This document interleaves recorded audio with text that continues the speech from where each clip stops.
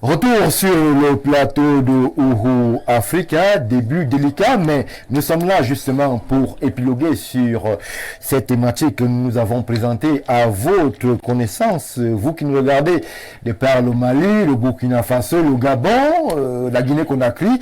Nous sommes là justement pour parler de l'Afrique, une Afrique que nous voulons prospère, une Afrique que nous voulons émergente. Et ce soir justement, je l'ai dit, nous allons positionner ou alors interroger le positionnement de la religion. La religion, elle, peut-elle aller dans un sens de développement et de construction du continent africain? Et je l'ai dit, pour nous accompagner dans cette aventure de réflexion panafricaine et même panafricaniste, nous avons décidé de convier sur ce plateau un homme de Dieu convaincu, convaincant. L'apôtre Maurice Kokomo est avec nous ce soir, justement, pour épiloguer sur ces questions. Bonsoir, apôtre. Bienvenue. Bonsoir, Monsieur Mbarga. Bonsoir à tes milliers de téléspectateurs de par le monde. Je suis ravi d'être sur votre plateau, étant rassuré, sûrement, ou alors peut-être, que je pourrais être capable de répondre à vos multiples questions. Merci apôtre. Plus besoin de préciser que vous êtes cofondateur de l'église universelle de Jésus. C'est une église qui a fait son temps, qui est présente dans la cité capitale. Vous allez nous rassurer. Et peut-être ailleurs aussi. Vous présidez aux destinées de cette église. Merci une fois de plus d'être là sur ce plateau pour nous accompagner ce soir. Une fois que je l'ai dit, je m'en vais me tourner vers ma droite avec un visage de Ouro Africa. Lui, il nous vient du monde de l'université. Il est politologue. Paul Stéphane Menunga nous fait l'honneur et l'amitié de sa présence ce soir. Bonsoir Paul et bienvenue. Bonsoir Stéphane Barga, bonsoir à tous les internautes et à tous les téléspectateurs d'Info TV et particulièrement aux Ourounais. C'est un plaisir une fois de plus d'être convié à cette émission, tout en espérant que nous serons une fois de plus et peut-être de trop à la hauteur. C'est vrai que Paul Stéphane a beaucoup manqué à nos différents internautes, à ceux qui justement prennent la peine de nous suivre. Il est là ce soir justement et aussi avec lui, on va revenir sur les problématiques inscrites à l'ordre du soir sur Ouro Africa. Une fois que je l'ai dit, je m'en vais présenter un autre visage, désormais connu et même reconnu de Ouro Africa. Il est politique, l'Union des populations du Cameroun, c'est sa formation. Monsieur le maire Sylvestre Niek, bonsoir, bienvenue. Stéphane Baga, l'UPC n'est pas ma formation, c'est ma formation politique. Parce que si vous ne mettez pas politique, ça crée un peu une confusion. Oui. Je ne pense pas qu'il y ait quelqu'un qui ait comme formation l'UPC. Mais c'est ma formation politique. Cela dit, merci pour cette invitation. Et merci encore. C'est vrai que le maire aime bien, à chaque fois que je le présente, il aime bien ajouter ses ingrédients. Merci, monsieur le maire. J'ai plutôt enlevé. Merci, monsieur le maire, d'être une fois de plus présent ce soir pour nous accompagner dans cette aventure de Ouro Africa. Et le dernier panéliste, et non des moindres que je présente ici et maintenant, nous vient de la société civile. Il est habitué de diverses plateformes d'info TV. Il, justement, va nous accompagner dans cette réflexion. Le docteur Jean-Moïse Mbok nous fait l'honneur, mais surtout l'amitié de sa présence ce soir. Bonsoir, docteur. Bienvenue. Bonsoir, Stéphane. Bonsoir à mes copanélistes. J'aime beaucoup l'humour qui est déjà planté sur ce plateau. J'espère qu'on va traiter des questions aussi importantes avec beaucoup d'humour et vraiment dans le but d'apporter le renseignement et l'information la plus utile. Permettez-moi de saluer tous nos téléspectateurs qui nous suivent ici et ailleurs. Oui. Et comme M. Menunga le disait, les Ourounais en particulier. Ils sont nombreux, docteur. Ils sont nombreux et nous sommes contents qu'ils soient là. Donc voilà, c'est un bonheur pour moi d'être là et je sais qu'avec les capacités de mes copanélistes, mes prises seront facilitées. Le plus difficile, ou le plus incroyable de Ouro Africa, c'est que nous sommes plus suivis à l'extérieur. Justement, on a quasiment un fan club du côté de Libreville au Gabon. On a justement cette grande foule qui nous suit depuis le Mali. On a de partout, nous sommes suivis et nous sommes justement interpeller à chaque fois que nous abordons des problématiques ayant trait au continent africain. C'est ça, Ouro Africa.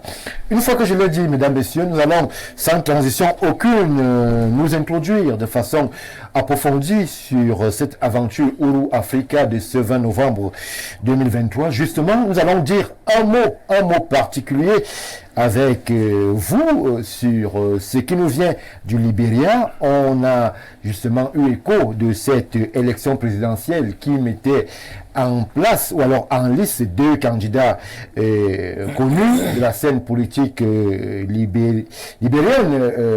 Monsieur le maire, on a George Weah qu'on ne présente plus, on a aussi Joseph Boakai qui est un vieux baron de la politique au Libéria, mais ce qui interpelle et qui peut-être faut féliciter sur le continent, c'est la prise de parole tout de suite après l'élection de Mr. George, qui reconnaît la victoire de son principal challenger. Première analyse. Stéphane Baga, il faut d'abord féliciter le système électoral libérien, qui ne permet pas à une minorité de gouverner. C'est un système à deux tours. C'est-à-dire vous ne gouvernez que parce que vous avez la majorité absolue. Et donc vous jouissez d'une légitimité établie. La deuxième chose, c'est que Boakai et George Weah sont des anciens, pour l'un président, l'autre vice-président. Oui. Que l'autre n'ait pas été d'accord à un moment donné n'a fait aucun problème entre les deux. C'est la deuxième chose. C'est habituellement, lorsque les gens ont marché ensemble, que lorsque l'autre quitte, on a l'impression qu'il a trahi. La troisième chose, c'est la promptitude avec laquelle George Weah a reconnu sa défaite. Mais au-delà de ça, il faut comprendre que le système permet, effectivement, que chacun puisse comprendre qu'il a perdu ou non. Oui. Et la dernière chose, c'est effectivement le fair play dont a fait preuve George Weah. Je rappelle qu'il est entré en chantant et il est sorti de la présence en dansant. Non, c'est vrai. Oui. Il ne faut pas entrer en chantant et sortir avec les armes à la main. C'est ce que j'ai apprécié. En ce qui me concerne, j'estime que c'est un modèle, parce qu'il faut dire que dans l'histoire de Libéria, c'est une grande première, il faut dire, parce que c'est un pays qui Ça nous change un peu de Charles Taylor et autres. Je ne sais pas les noms, mais c'est un pays qui ne nous a pas habitués à ce genre, j'allais dire, d'alternance alternative. Parce que là également, ça dit d'alternance, mais également c'est une autre alternative. Parce que le gars était opposé sur quelque chose de précis. Qu'il a promis de se battre contre la pauvreté, sur quoi je ne serai jamais d'accord. Parce que lorsqu'on se bat contre la pauvreté, c'est un état de léthargie. C'est-à-dire, on survit. Il faut se battre pour la croissance, de manière à gagner, à travailler un peu plus et gagner plus d'argent pour mieux le distribuer. Oui, n'a pas pu faire ce qu'il a promis de faire. Oui. On ne justifie pas, c'est peut-être le contexte, peut-être l'environnement. Le bilan économique n'est pas favorable. Dans tous les cas, le peuple libérien a fait un choix qu'il a respecté. J'estime pour ma part que ça nous parle. Ça nous parle. Merci, monsieur le maire Ignac. Paul Stéphane, justement, est-ce que le Libéria nous parle? Et lorsque l'on sait que dans notre sous-région, Afrique centrale, c'est justement, on entre en chantant, mais on le sort parfois dans un cercueil. Est-ce que le Libéria nous parle? Ça nous parle énormément. Parce que ce qu'on a vu au Libéria, on était habitué à voir ça dans les grandes démocraties, entre guillemets. Mais on s'est rendu compte qu'on pouvait aussi voir ça en Afrique. Et c'est la preuve que George Weah est un homme grand. Parce qu'il y a une différence entre un grand homme et un homme grand. Oui. Un grand homme, c'est quelqu'un qui peut avoir beaucoup d'argent, une position sociale, mais spirituellement, il est vide. Oui, on a beaucoup de grands hommes au Cameroun, on a beaucoup de grands hommes en Afrique, mais qui sont vides et anthropologiquement pauvres. Or, un homme grand, c'est quelqu'un qui peut être dépourvu du matériel, mais sur le plan spirituel, il est au niveau de ce que Platon appelait l'alcèse, c'est-à-dire dans le monde intelligible. Oui. George Weah l'a démontré parce que s'il ne l'avait pas fait, il serait en contradiction avec le discours qu'il avait tenu quand il disait que le véritable problème aussi en Afrique, c'est qu'il y a ceux qui font des putschs constitutionnels. Oui. Donc George Weah a démontré qu'en fait, ce qu'il dit, il met aussi en pratique ce qu'il dit. Et il a démontré, il a intégré une valeur. Je me dis que peut-être c'est parce qu'il a été footballeur. Parce que là, on rentre dans la figure de l'adversaire de Norbert Elias. Et dans la figure de l'adversaire, on intègre les valeurs du fair play. Oui. Il a démontré effectivement qu'il est fair play. Je me suis dit que peut-être c'est parce qu'il a été un footballeur. Parce que là, il démontre que ce n'est pas mon ennemi, c'est mon adversaire. Juste. Ok, il m'a gagné. Je félicite et je vais aller me préparer pour les prochaines échéances à venir. Il a le temps, il est encore jeune. Justement, donc ça parle à tout le monde. Et quand je dis ça parle à tout le monde, qu'on ne regarde pas seulement ceux qui détiennent le pouvoir en Afrique. Oui. Ça parle même aux opposants. C'est vrai. Ça parle même aux opposants en Afrique. Pour leur dire que vraiment, copions le modèle de Georges parce que il aurait pu ramener le Nigeria vers ce que nous tous on connaît. Le Libéria, autant pour moi, mais il a décidé vraiment de placer le Libéria avant sa personne. C'est ce que je pourrais dire d'entrée de jeu.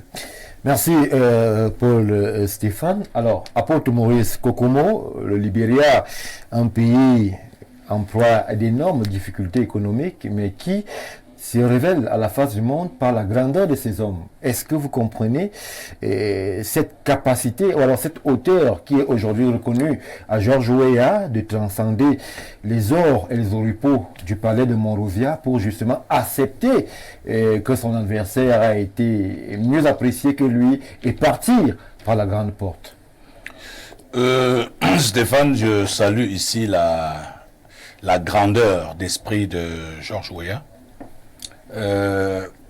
Pourquoi? Parce que cet homme a démontré la maturité qui était la sienne par rapport à cette façon de prendre les choses et cela devrait être une très grosse leçon pour les démocraties africaines et même pour les démocraties dans le monde. Qu'est-ce que je peux noter là-dedans? Je note beaucoup plus l'honnêteté de cet homme. Il a promis, lorsqu'il entre à la présidence de la République au Libéria, il promet changer la vie des Libériens. Et à la fin, il se rend compte qu'il ne l'a pas fait. Parce que tellement j'ai suivi ça, et j'ai suivi l'actualité au Libéria ces derniers temps, la population a fait presque un vote de sanction par rapport à ce qui n'a pas pu répondre à ses promesses. Le vote sanction, il ne perd pas de beaucoup. 49, 51, 28 000 voix. C'est vrai, c'est vrai, mais il est noté qu'il n'a pas rempli convenablement les promesses qu'il a faites au peuple, puisque le Libéria est toujours dans son statut de pays pauvre jusqu'à ce jour. Bon, reconnaître cela, et voir l'élection basculer, parce que les décomptes, déjà vendredi, les décomptes allaient toujours, se faisaient toujours, se poursuivaient. Quand il a senti que ça n'allait pas, parce que en fait, il a compris que non, ce qui restait là n'était pas pour lui, il s'est carrément désengagé. Moi, je crois que c'est une marque d'honnêteté. Et puis, non seulement il a été honnête, il a aimé son pays, il aime son pays. Le fait, n'est-ce pas, de comprendre que non, mieux vaut que l'autre fasse. C'est une dimension très forte de la maturité qui permet, n'est-ce pas, à un homme de comprendre qu'on a l'affaire si c'est pas mon affaire. Et c'est pour ça que je vais rejoindre M. Menunga dans ce qu'il disait tout à l'heure, que sûrement le fait que Georges Weah ait été ce grand footballeur-là, le seul ballon d'or africain, le seul ballon d'or africain sur le plan mondial, je crois bien que cela a été un facteur qui a pu, n'est-ce pas, le mouler pour avoir ce fair play, à comprendre que non, quand c'est pas pour moi, c'est pas pour moi, je peux laisser l'autre faire, et puis la vie du pays avance. Merci, apôtre, pour votre réflexion sur la question. Dr Jean-Moïse Mbok, alors Georges Weah déclare que justement la CDC, Coalition pour le changement démocratique, a perdu donc sa formation politique, mais le Parti de l'Unité ou alors le Libéria a gagné. C'est un homme assez ambivalent, mais qui met la grandeur, mais surtout l'honneur du Libéria au-dessus des considérations politiques et même parfois politiciennes. Il faut dire ici, je l'ai dit d'entrée, mes copanélistes, leur pertinence me permet de couler simplement, parce qu'ils ont naturellement planté le décor dans tout ce qu'il fallait dire. Et là, je vais directement dans les leçons qu'il faut tirer. La première leçon que Mr. George nous donne aujourd'hui, c'est que Liberia first, our country first. C'est-à-dire qu'un homme d'État, c'est celui qui met d'abord la nation au-dessus de sa personne, de ses intérêts, de ses envies même. Et là, il passe un message et aux hommes d'État et à la jeunesse pour dire on a encore du temps. Si là, ça n'a pas marché, peut-être qu'on n'a pas bien pensé le projet, on va le repenser. Oui. Donc on a le temps de prendre un recul, mais pour mieux se projeter et pour mieux avancer. Ça, c'est le premier point. Libéria d'abord. Le deuxième point, c'est que l'Afrique, dans sa globalité, est dans une dynamique. Et cette dynamique est celle de s'affirmer en tant qu'État souverain, en tant qu'État capable de se prendre en charge, Oui. mais aussi maintenant par Georges Weah, parce qu'on a passé la vague des coups d'État.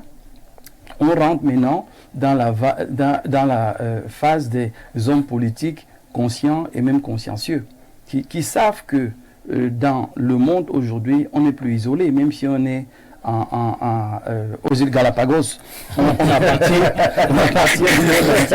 et à la minute d'après on peut entendre ce que vous avez fait en Indochine et je ne sais pas où.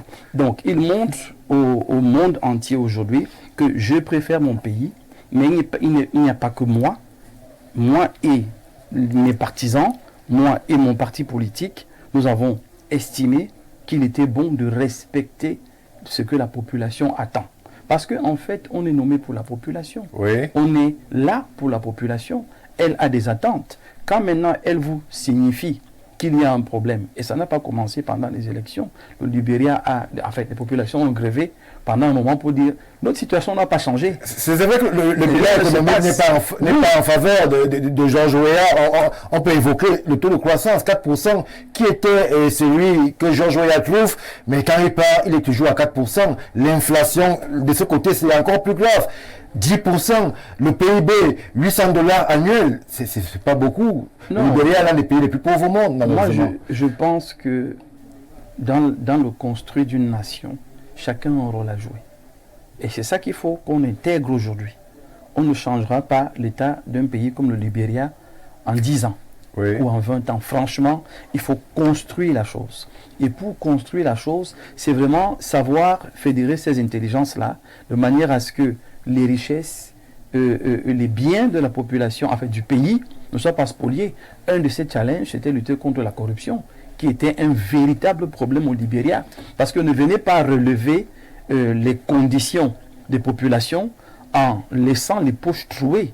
Je pense que lui, sa mission était déjà quand même, il n'a pas fait le 100%, mais de s'attaquer déjà à cette gangrène. Mais même à ce niveau, docteur, on a dit qu'il y a eu une victoire, puisque Nathanaël McGill, son directeur de cabinet, a justement été pointé du doigt et même accusé par le département d'État américain, et même encore le contrat ArcelorMittal a été remis en question parce que justement la firme indienne qui fait la refaire s'est retrouvée en situation de quasi-monopole du côté de Monrovia. Même à ce niveau encore, le bilan de Mr. George n'est pas assez éloquent. Stéphane, la gouvernance n'est pas toujours ce qui se dit dans les quartiers et dans les bars.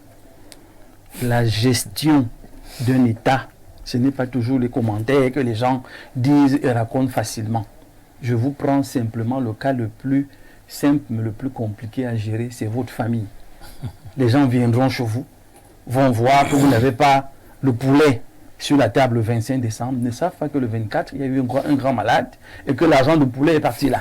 On va simplement dire que le 25, comment tout le monde mange le poulet, lui il ne mange pas de poulet. Non. Le Libéria sort d'une situation catastrophique. Ellen Johnson Sirleaf a fait un bon travail, qui était celui déjà de quand même remettre le Libéria dans un certain seuil acceptable. Mr. George continue. Mais je vous garantis qu'un pays comme le Libéria, et ça concerne toute l'Afrique, ce sera un travail de longue haleine, parce que l'Afrique a plusieurs chantiers. Vous croyez vraiment que les gens qui étaient habitués à spolier les diamants du Libéria vont laisser le pays s'organiser comme ça? Non, il y a toujours des gens qui sont champions en mettage des bâtons dans les roues. Permettez-moi de parler comme ça pour que ma grand-mère me comprenne. Dès que vous entrez en politique, il y a toujours quelqu'un qui va s'acharner avec la même énergie pour réduire en néant tous vos efforts. Je me dis donc que si Mr. George, par sa façon de sortir, a fait ce qu'il a fait, il l'a fait de bonne foi, il l'a fait en consultant les autres. Et nous sommes dans une dynamique aujourd'hui où le message n'est pas seulement le Libéria, mais c'est toute l'Afrique. 1, on veut s'émanciper. 2, nous sommes conscients de nos richesses.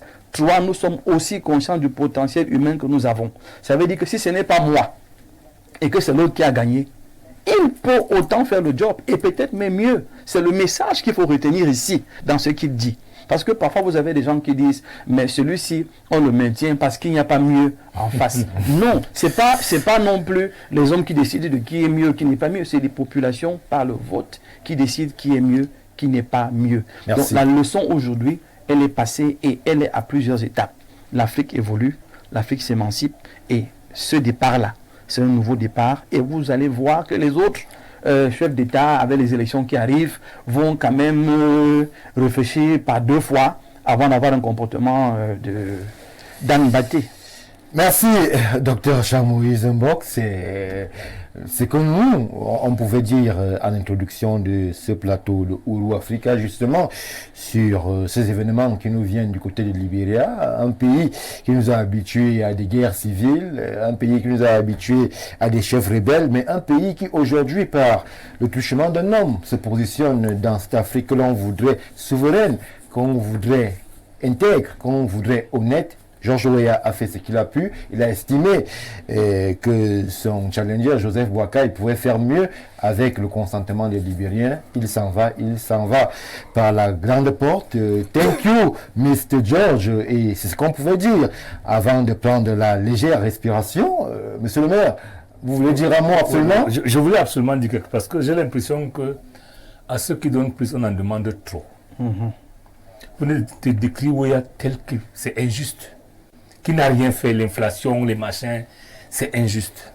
Si vous n'êtes pas parti de cette façon, je pense que vous ne tiendrez pas ce discours. C'est ça qui est gênant. Et ça risque de focaliser les autres sur cette histoire, de dire que bon, autant bricoler comme tout le monde et de rester. Parce que je rappelle, lorsque vous êtes dans l'environnement actuel, où tous les pays d'Afrique sont seulement structurels, maintenir le taux de croissance à 4% est une gageure. Lorsqu'on sait d'où vient le Libéria, le maintien de notre croissance à 4%, est extrêmement bon. Oui. Maintenant, pour les élections avec 49%, ce n'est pas une sanction. Ce n'est pas une sanction. C'est pas un vote sanction. Non, c'est pas un vote sanction du tout. Ça tient sur un fil et ça tient sur le fait qu'un homme est honnête, comme l'a dit l'apôtre. Parce qu'en fait, 28 000 voix. Je rappelle que si c'était le cas du Cameroun, ça tiendrait sur pas beaucoup de PV. Hein, oui. Qu'on discuterait et qu'on peut effacer. Il faut savoir reconnaître ce que Ka a fait. Mais le décrit comme ça, parce que je vous l'avais dit, parce qu'il est parti tranquillement. Hein. S'il avait forcé, on ne tiendrait pas. C'est ça qui est gênant. Donc, à ceux qui donnent trop, on en demande. Sur ce plateau, nous félicitons. Non, je pense que c'est vous, M. Mbara, qui l'avez dit. C'est-à-dire, on a essayé de dire qu'il a quand même. Le bilan nous parle, monsieur le maire. Quel bilan? Le bilan de Georges Weah. Oui. Le docteur il a évoqué des aspects, s'il vous plaît. Oui. On a assez aussi de façon pointue épilogué sur la situation au Libéria. Le principal argument contre Mr. George, monsieur le maire, c'est justement je vous relance. C'est justement cet aspect économique que vous semblez vouloir éluder et sur les promesses qu'il a faites. C'est sur les promesses-là qu'il accepte et reconnaît être en incapacité et préfère laisser la place à quelqu'un d'autre. Non. Les aspects économiques. Je suis désolé. Et l'économie, c'est moi, c'est pas vous. Je suis désolé. Écoutez, la situation du Libéria. Maintenant, un taux de croissance à 4% extraordinaire. Je rappelle que le Cameroun navigue à 3,2%. Oui. Faut le dire, hein. Libéria qui est moins que nous, de très loin derrière. Si un homme qui n'a pas de formation particulière, il faut le dire clairement, c'est notre dimension. Hein. C'est notre dimension. Oui, il n'a pas de formation particulière. Il n'a qu'une grande école. Mais avec la volonté, il a pu arriver là, avec son ouverture, son esprit d'honnêteté, il a pu arriver à maintenir Libéria en selle. Je rappelle quelqu'un d'autre. La même trame, on laissait Libéria dans la rébellion. Il ne l'a pas fait. Il faut savoir le reconnaître. Maintenant, le peuple en a décidé autrement à une très courte majorité. Ça veut dire que là-bas, les gens ont un système qui permet effectivement que même si vous pétez de 2 voix, que vous soyez reconnu vainqueur. Ce qui n'est pas le cas ailleurs. Et c'est ça qu'il faut savoir plus. Parce que lorsque vous avez une courte avance, c'est très facile à manipuler. Il n'a même pas tenté de manipuler. Il n'a pas attendu. Parce qu'il tient les leviers du pouvoir, je rappelle que le est un canot en poste, qui sait effectivement, il est allé au-delà. Il a félicité l'organe qui gère les élections, vous ne pouvez pas imaginer, que lui a mis en place. C'est les marqueurs qu'il ne faut pas négliger. Oui, a mis l'organe en place, si l'organe a été honnête, il les félicite. Il n'a pas fait comme les gens auraient pu faire pour passer le coup de fil, pour dire on fait comment. On fait comment, ouais. Ah non, il ne l'a pas fait. Je dis que pour moi, cet aspect-là, sans éluder l'aspect économique, sans éluder l'aspect de la lutte contre la corruption qui est un serpent de mer. Oui. Partout dans le monde. Parce que je rappelle que lorsque vous créez un système informatique, les hackers créent un contre-système. Lorsqu'un homme qui n'a pas de formation particulière, qui par la volonté, la foi, a pu arriver à ce niveau, je pense qu'il faut le saluer. Merci. Mais il faut surtout saluer le peuple libérien qui a quand même, malgré tout, pu dire qu'il ne suffit pas. Parce que le danger, et Paul Munga l'a dit, les gens, lorsqu'on n'est pas au pouvoir, on pense qu'on change les choses par de simples proclamations, de simples incantations, la simple volonté, non. La réalité, quelquefois, nous rattrape et nous amène à croire qu'il ne suffit pas de dire pour faire. Moi, je voudrais saluer ce soir l'esprit de Georges Weah, mais également le peuple libérien, qui a malgré tout pu, parce que c'était très juste, hein. Vous savez, lorsque vous avez un homme que vous aimez, qui n'a pas pu tout faire, tout ce qu'il a promis, le choix est difficile. Chez nous ici, on aurait pu dire, comme l'a dit mon frère, que bon, tant qu'à faire, on préfère un homme qu'on connaît, un dia qu'on connaît, qu'un un saint qu'on ne connaît pas. Mais le peuple a choisi. Et vivement que cette histoire nous parle. Ça veut dire que demain, qu'on sache qu'on peut trouver un pays à terre et la simple volonté ne suffit pas. Il y a d'autres valeurs qu'il faut intégrer pour mettre l'Afrique demain debout. Quelle belle parole pour sortir de cette introduction, mesdames, messieurs. Monsieur le maire a quasiment tout dit. On peut trouver un pays à terre et sortir par la manière et par la meilleure des portes pour justement mettre l'Afrique au firmament. C'est ce que nous souhaitons sur ce plateau, tout en félicitant justement le peuple libérien et surtout Mr. George qui, une fois sorti des terrains, a révélé, comme sur les terrains, qu'il était un grand homme, grand footballeur, grand président. Thank you, Mr. George.